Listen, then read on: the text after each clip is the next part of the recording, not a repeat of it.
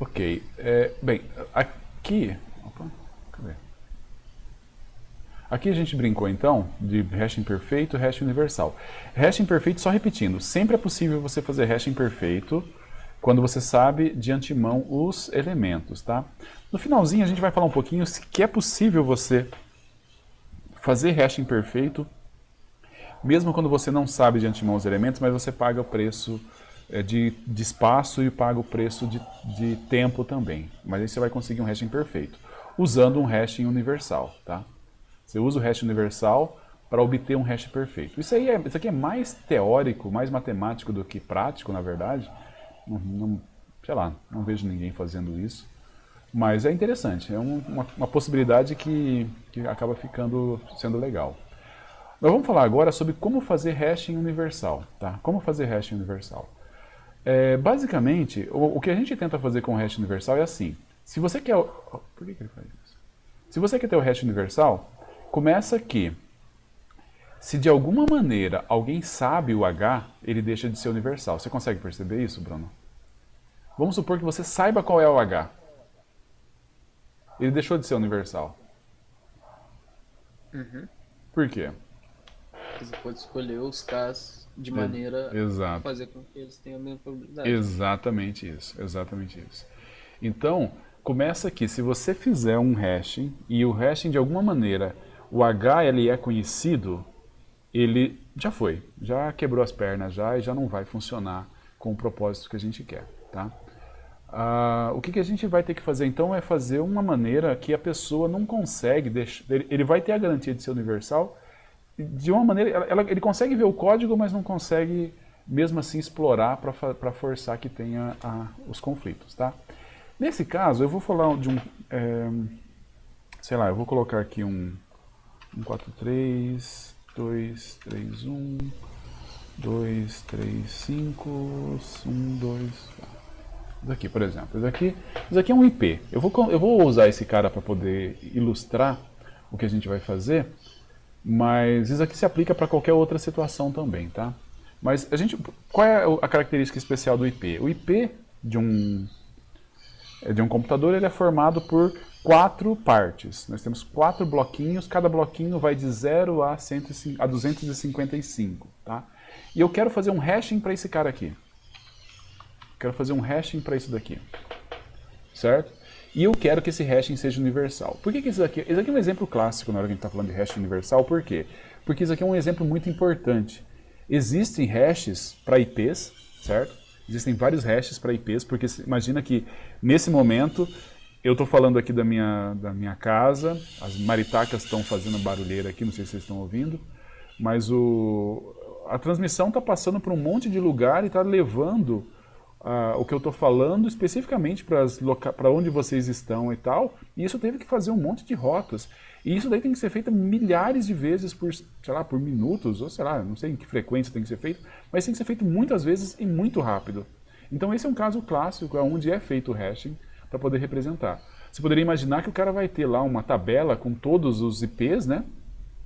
E aí ele vai guardar o próximo nó para eu ter que mandar o áudio de cada um dos IPs. Mas aí você vai imaginar que a tabela é muito grande. E aí a gente já viu que ao invés da gente guardar isso numa tabela que tem 4 bytes, que seria, sei lá, trilhões de posições, a gente vai guardar num hashing.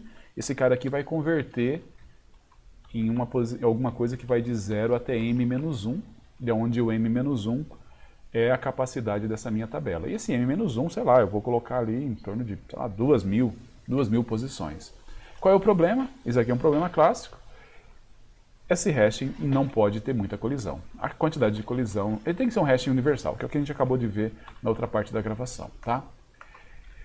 Qual que é a estratégia? A estratégia para você fazer o hashing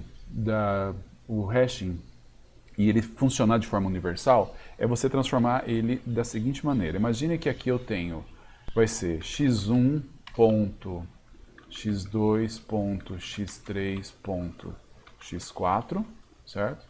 Eu quero calcular o hashing desse cara aqui e eu faço o hashing do seguinte forma, vai ser A1 vezes x1 mais A2 vezes x2 mais A3 vezes x3 mais... Deixa eu quebrar aqui.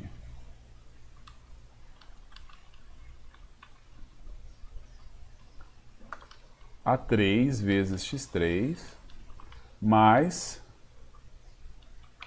A4 vezes x4, tudo isso mod m.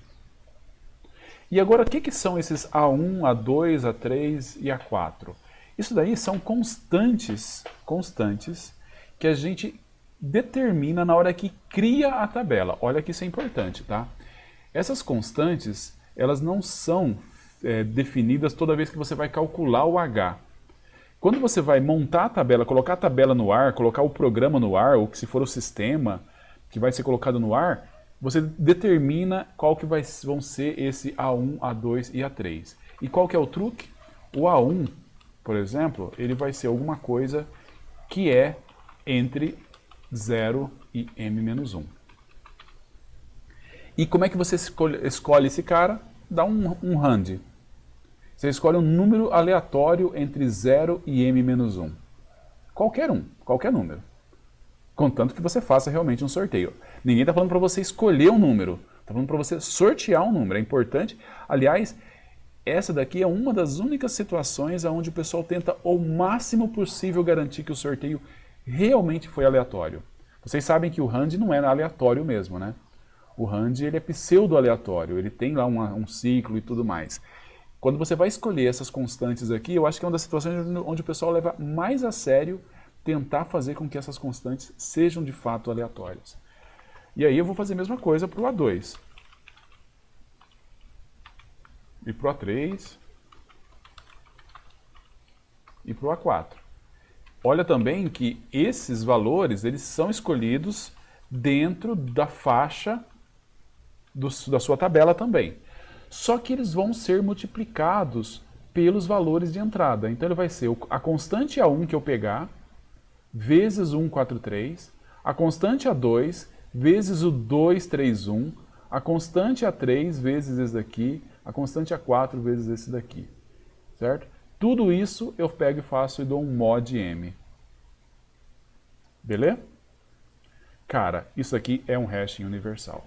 Tem como provar, obviamente não vamos, principalmente porque não é uma matemática que eu domino o suficiente, que é a estatística e tudo mais.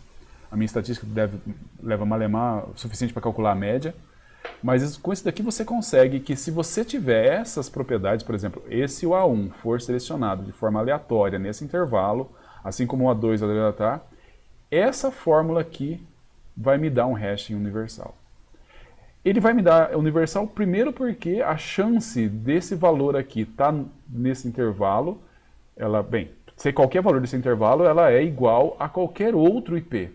Isso daí vai me fazer com que a chance de que um elemento caia na mesma posição, dois IPs caiam na mesma posição, seja proporcional à capacidade, ao M, que é justamente o que a gente quer do hashing universal. Beleza? Tranquilo? Bem, primeira coisa, assim, a gente tem meio que, como eu falei, tem a prova disso e eu não vou me aventurar em fazer, mas o que é importante a gente pegar aqui é que é relativamente simples de se fazer, certo? É relativamente simples de você obter essa características de você fazer com que o hashing seja universal. Essa multiplicação aqui vai fazer com que o número cresça bastante, depois você tira a última parte, vai fazer com que se você mudar um carinha aqui, a maneira com que você muda o resultado final, ele é totalmente dependente da constante que você fez aqui, então não tem como você prever qual que é a alteração que vai ter no resultado final baseado em, vamos supor, se eu for do 231 e eu for para o 232, o valor total vai subir de um jeito que eu não consigo prever, então eu não tenho muito como explorar, não tenho muito como atacar. Todos os caras aqui vão ser explorados, vai ser vasculhado conforme eu fizer isso. E isso daqui vai me garantir a propriedade da universalidade do hash. Tá? Aí você vai falar, Bruno, professor, mas você não tinha falado que se a pessoa souber como é que é a fórmula do hashing, ela consegue sabotar, quebrar as pernas lá de fazer a colisão?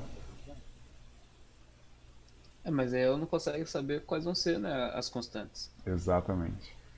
Então, mesmo Esse é que o, pe- saiba, não vai esse é o adiantar de ponto. nada. Exatamente, esse é o ponto. Ele sabe que o cara fez essa conta aqui, ó. Ele fez a conta desse jeito. A única coisa que ele pode esperar é ele conseguir alguma maneira de prever as constantes. Certo? Você sabe como é que dá para fazer para prever as constantes, cara? Por incrível que pareça, dá. Como? Na verdade, o que os caras fazem? Já houve implementações de coisas desse tipo e os caras conseguiram explorar. Como é que você faria para escolher as constantes? Você daria um hand, né? Provavelmente. Faria um hand Uhum, e faria um hand com esse valor aqui, né? Só que acontece que depois você vai fazer um hand para esse daqui também, né? uhum. E depois um hand para esse. Depois um hand para esse. Acontece que esses quatro rands feitos um depois do outro, se de alguma maneira você conseguir ter uma estimativa razoável de qual foi o hand do primeiro, você consegue ter uma estimativa razoável do hand do segundo, do terceiro e do quarto. Porque ele é pseudo-aleatório. Esses números, eles são imprevisíveis. É óbvio que se você olhar os números assim, você não vai conseguir perceber. Mas se tiver muito dinheiro em jogo, muito dinheiro mesmo em jogo, o cara coloca lá um computador para ficar tentando. Então, é que na verdade assim, o que você está fazendo é, você está reduzindo, parece que você tem que sortear quatro números e basicamente se resolve o problema como o sorteio de um número só. Ele vai usar isso, ele acha o primeiro número e aí ele tenta.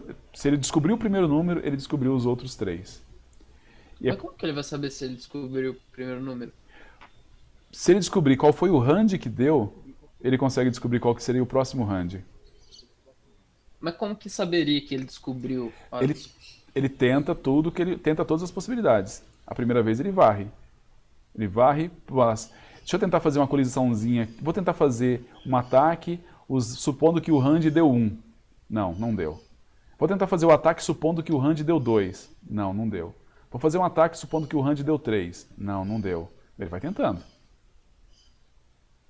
Então, na verdade, como eu falei, essa daqui, olha só, a única coisa que o cara consegue explorar é o fato de que se ele descobrir o hand do primeiro, e se você não implementou muito bem, ele consegue reduzir o custo de descobrir qual for as outras constantes. E isso daqui já é uma fraqueza. Nessa. Professor, Diga? ele consegue descobrir os outros três por causa que o RAND ele depende um pouco do tempo e esses processos ocorrem praticamente instantaneamente, Por muito rápido. exemplo, exatamente. Isso aí é um problema. O outro problema é que o RAND, de certa forma, ele guarda a história do que aconteceu, dos RANDs anteriores. Olha, de novo, isso aqui não é simples de fazer, é bem complicado. Eu acho que se a gente fosse pegar os nossos computadores pegasse todos os nossos computadores, colocasse um problema desse daqui para tentar quebrar uma tabela hashing, mesmo pequena dessa daqui, dificilmente a gente conseguiria, cara. Porque precisa de computação muito pesada. Mas como eu falei, se tiver muito dinheiro em jogo, vamos supor, sei lá, eu descobri que o Banco do Brasil está usando uma tabela hashing implementada com quatro constantes aqui. E o sorteio dessas constantes são meio nas coxas, assim. Os caras vão lá e tentam, beleza, quebrou a primeira, tenta a segunda e tal, beleza. Vale a pena eles insistirem. Essa daqui é a hora que o pessoal se esforça muito para ter realmente alguma coisa randômica. Não sei se foi com vocês que a gente brincou do Rand.org, falou do Rand.org, que é uma empresa especializada em gerar números randômicos. Ah, Não, eles usam, como chama? Acho que você falou lá dos raios cósmicos, não é? exatamente, eles usam medições de raios cósmicos. Aí, eu imagino que naquela hora você deve ter perguntado, cara, mas quem que contrataria? E para que a pessoa contrataria uma empresa especializada em gerar números aleatórios lendo raios cósmicos? Para que isso, cara? Em situações como essa, aonde você quer garantir que o negócio seja realmente randômico, porque se você garantir que o negócio realmente é randômico, a chance de quebrar é muito baixa. Diga, Enzo. Professor, essa pseudo-aleatoriedade do RAND, tipo, Uhum. eu entendo que se mantém pseudo-aleatório, mas já não fica muito mais difícil pro cara se você fizer algo, tipo, S-Rand, time vezes Rand, por exemplo, sabe, você vai mudando a seed. O time é pior do que qualquer outra coisa, sabe? Porque o time, vamos supor que a gente não vai contratar o rand.org. Então a gente vai ter que fazer alguma outra solução. O timing é a pior coisa que você pode fazer, porque o timing é justamente aquilo que ele consegue prever.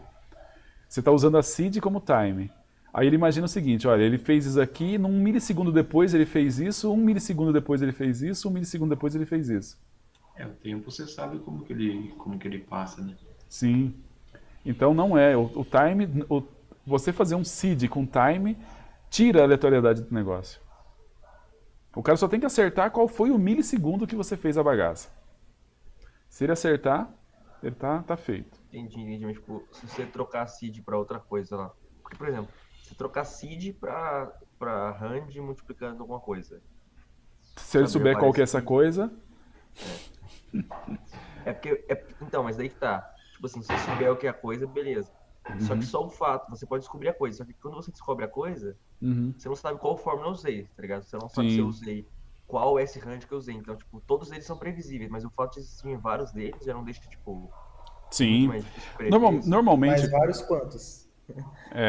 Não, tipo, eu posso colocar S-Rand...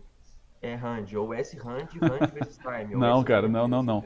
Você tá usando Rand, se você está usando o Rand para alimentar o Rand e tal, o negócio que o cara não sabe é, será que ele fez isso 1 vez, 2 vezes, 3 vezes? Quantas vezes você vai ter condições de fazer? 10 vezes? De novo eu falei, cara, esse é um ataque difícil de fazer, que é um ataque caro, porque mesmo o Rand vai te dar uma faixa muito grande, você tem que testar todas. Mas... se tem muito dinheiro em jogo, o pessoal vai investir. E aí a única coisa que você está fazendo é multiplicar a complexidade por, tenta fazer Rand, tenta fazer S-Rand de Rand, tenta fazer S-Rand de S-Rand de S-Rand de Rand. Você entendeu? Não é por aí. O que o pessoal faz, em geral, ou eles usam esses serviços que oferecem aleatoriedade de fato, dispositivos que oferecem aleatoriedade de fato, certo? Depois eu posso até falar uma maneira de fazer que é relativamente legal. Ô, professor, não é só... eu pensei que nem esse negócio que você falou de pegar o raio cósmico, qualquer, tipo, sei lá, sensor de luminosidade. Qualquer fenômeno da natureza. Sim. Qualquer fenômeno da natureza. Sim, não, eu vou mostrar um mais fácil ainda. O que a gente costuma fazer é nessas horas de implementar isso, mas repara que a gente extrapolou o hashing, tá? Nós estamos falando de aleatoriedade, que é um tópico legal que a gente acaba usando às vezes na computação e outras coisas. O que a gente costuma fazer é criar um negócio que a gente chama de um salt, um sal. E daí você tem... o que é um sal? O sal é alguma coisa que você sempre joga na hora que você vai fazer o aleatório. E aí imagina assim, você é uma pitada de sal. Então para você acertar, você tem que acertar qual foi a pitada de sal. Aí você coloca alguma coisa adicional. E essa pitada de sal é que tem que estar escondida de algum jeito. Por exemplo, ela está num arquivo que está na máquina. O programa, antes de rodar, ele abre, está lá todo o código. Ele vai dar um rand a partir de um salt. Salt mais alguma coisa. Pode ter o time mais o salt. Tudo bem. Mas esse salt está guardado num arquivo. Ou, sabe, se você é bem paranoico mesmo, esse salt está num pendrive. Que você espeta o pendrive na hora que vai rodar o programa, ele lê o pendrive, vê qual que é o salt, gera as constantes, certo? Coloca as constantes na tabela lá e tal, e aí você tira o pendrive e guarda o pendrive. Se o cara tiver o pendrive, ele tem o salt, tem todo o problema de quebrar, mas de novo, aí quando a gente está falando de coisas que são muito críticas, tá? Então a chave o salt está no pendrive. Bem, vamos fechar só a parte do universal, depois a gente volta. Podemos falar um pouquinho sobre esse negócio do salt, que é legal, tá? Alguma dúvida? O que significa?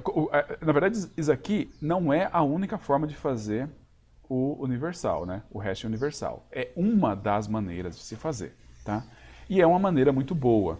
É uma maneira que funciona muito bem. Mesmo sem esses problemas tudo que eu falei. Cara, você vai fazer uma coisa meio que não é muito crítica, é importante, mas não é tão crítica assim, deixa as pessoas, sei lá, deixa as pessoas tentarem quebrar e tal, que não vai ter tanto galho. Na boa, pode fazer o rand, faz alguma firulinha ali para não ficar muito óbvio o que você está fazendo, mas tá de boa, vai funcionar. É só, o que eu estou enfatizando para vocês é situações que são extremamente críticas. Que se o cara conseguir acesso a transformar esse hashing num hashing que dá muita colisão, ele consegue algum prejuízo, te causar um prejuízo muito grande, consegue fazer alguma coisa muito crítica, tá bom? Só nesses casos que a gente tem que se preocupar mais com isso. Mas tirando isso, essa estratégia funciona. O que é importante que a gente perceba é que as constantes têm que estar dentro da faixa, certo? As constantes, se você colocar qualquer constante, der um rand e não fizer esse rand estar dentro dessa faixa aqui, você não consegue garantir que esse cálculo vai me dar a propriedade de ser universal. Ou seja, a probabilidade de dois caras caírem na mesma posição é proporcional, é menor do que 1 sobre a capacidade, tá? Então isso aqui é algo que a gente tem que tomar cuidado só. De novo, por que está parando aqui? De novo, ó, eu consigo copiar isso?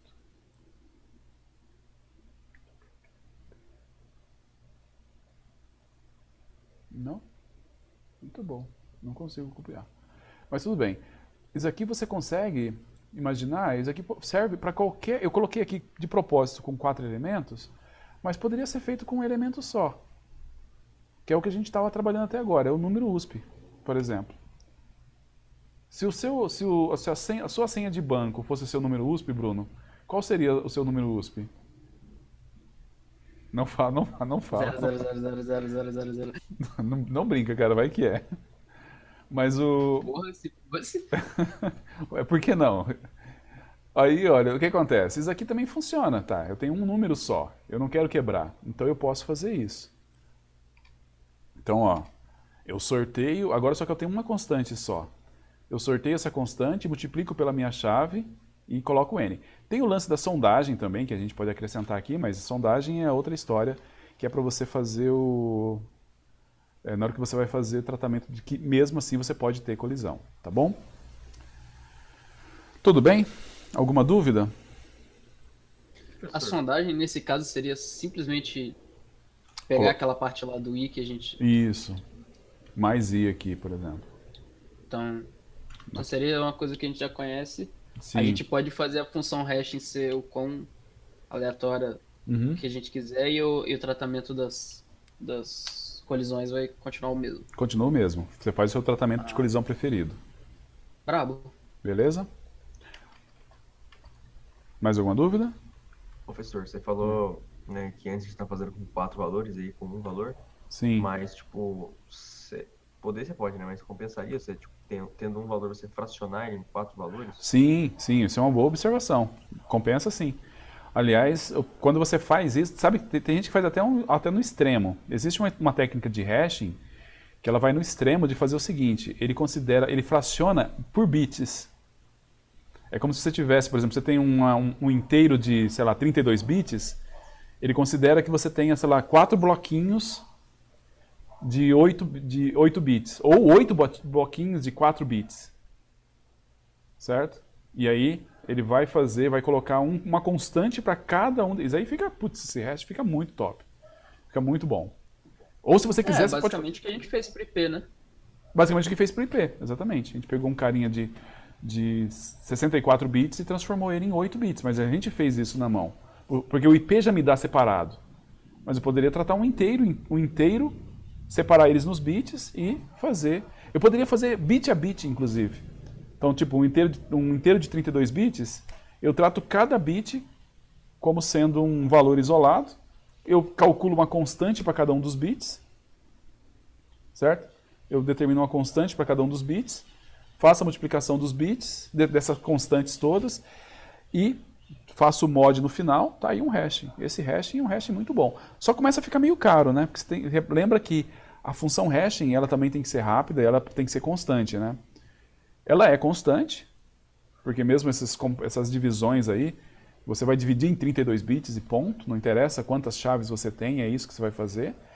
Mas ela começa a ficar muito elaborada, começa a ficar meio cara. Então, por isso acaba não sendo tão interessante assim, tá?